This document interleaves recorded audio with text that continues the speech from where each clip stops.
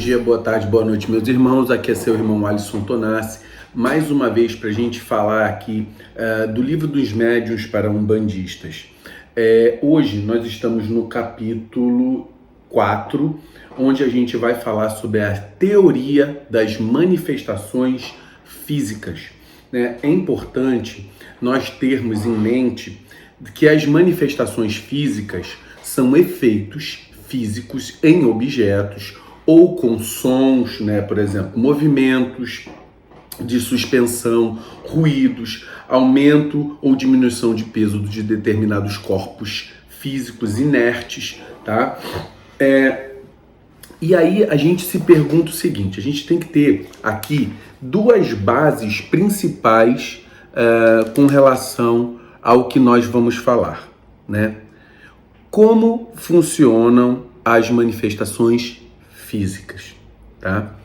E para que elas precisam de um médium, né? Por quê? Toda manifestação, ela ocorre na presença de um médium, certo? E como isso funciona? Então, para que nós tenhamos o entendimento dessas circunstâncias, você tem que voltar lá, entender primeiro o que é fluido cósmico universal, fluido vital, perispírito, certo? São essas três coisas que fazem com que a manifestação física ou esse processo de manifestação ocorra.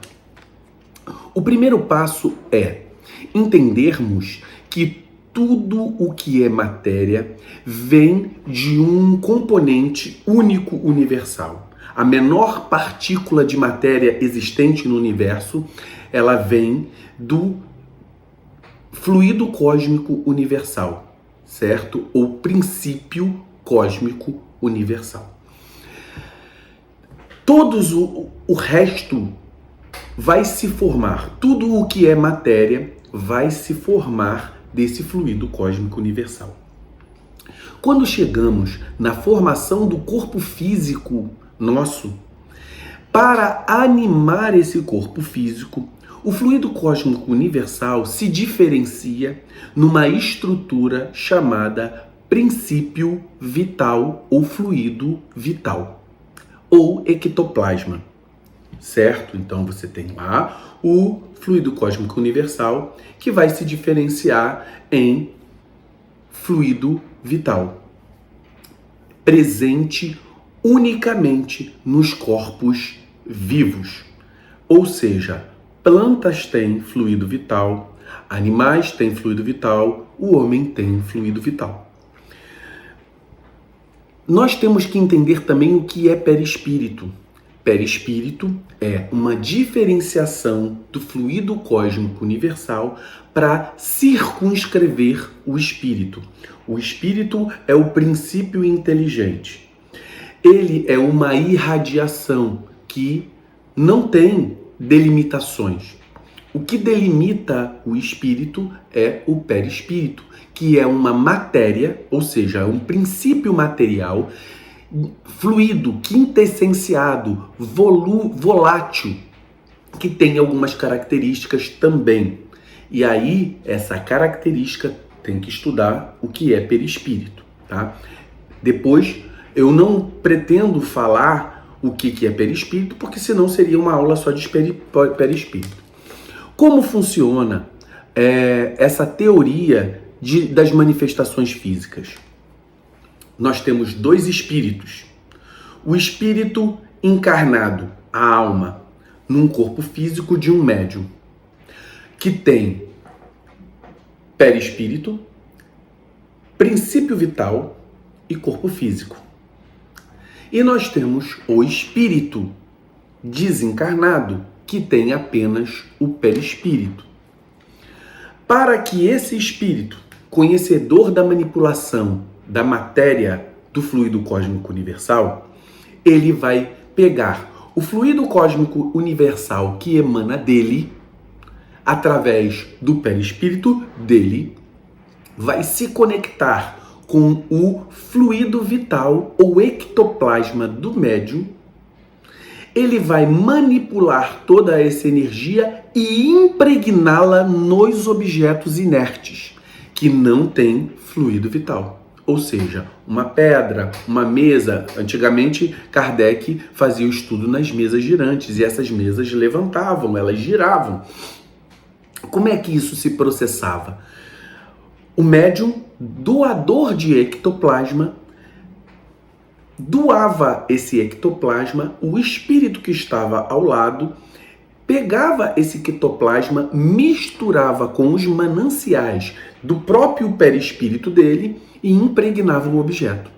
Através do próprio pensamento dele, o ectoplasma, junto com o suas próprias emanações do seu perispírito, fazia com que esse objeto adquirisse movimento ou ocorresse pancadas, fechasse uma porta, interferências em objetos eletrônicos. E aí você pode se perguntar, o que isso tem a ver com a nossa Umbanda? A nossa Umbanda, ela literalmente trabalha com emanações do médium, ou seja, do ectoplasma, junto com emanações de princípios vitais ou fluidos vitais de elementos vegetais ou até animais. Então, quando você utiliza um amaci, você está usando, não é o macerado da folha, o princípio ativo que ela tem. Também, mas você está usando o elemento fluídico vital que aquela emanação tem. Essa emanação, ela vibra junto com a mesma energia do guia e vibra junto com a energia do orixá, que é aquele que mantém o elemento na natureza atuante. Então, quando nós utilizamos todos esses princípios, quando falamos de manifestações físicas, não necessariamente uma manifestação física vai ocorrer, por exemplo, dentro do teu terreiro, mas ele vai atuar fisicamente, como algo físico para você, trabalhando o teu mental e a tua própria energia do teu corpo físico.